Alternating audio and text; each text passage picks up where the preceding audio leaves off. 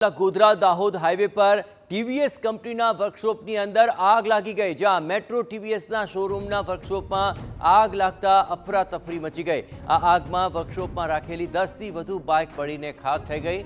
Godhra fire બ્રિગેડે ઘટના સ્થળે પહોંચી આગ પર કાબુ મેળવ્યો હતો। અહીં ફાયર બ્રિગેડે પાણીનો મારો ચલાવીને આગ બુઝાવી હતી। આપણે જણાવીએ કે શોર્ટ સર્કિટને કારણે આગ લાગી હોવાનું પ્રાથમિક તારણ સામે આવી રહ્યું છે। ઘટનાની જાણ થતાની સાથે જ પોલીસ સ્ટાફ પણ ઘટના સ્થળે પહોંચ્યો હતો। તો હાલ તો ફાયર બ્રિગેડે પાણીનો મારો ચલાવ્યો અને આગ બુઝાવી દીધી હોવાના અહેવાલ મળી રહ્યા છે। પ્રાથમિક તારણ અનુસાર શોર્ટ સર્કિટને કારણે આગ લાગી હોવાનું અનુમાન સામે આવી રહ્યું છે। આ ઘટનાની જાણ થતાની સાથે જ પોલીસનો સ્ટાફ પણ ત્યાં પહોંચી ચૂક્યો હતો અને સમગ્ર ઘટનાને લઈને તેમણે તપાસ હાથ ધરી છે। તો પંચમહાલના ગોધરા દાહોદ હાઈવે ઉપર જે ટીવીએસ કંપનીનો વર્કશોપ છે ત્યાં આગ લાગી હોવાની વિગતો મળી રહી છે। મેટ્રો ટીવીએસનું આ શોરૂમ કે જેમાં શોર્ટ સર્કિટને કારણે આ વર્કશોપની અંદર આગ લાગી હતી। વધુ વિગતે વાત કરવા જોડાઈ રહ્યા છે TV9 સંવાદદાતા નિકુંજ।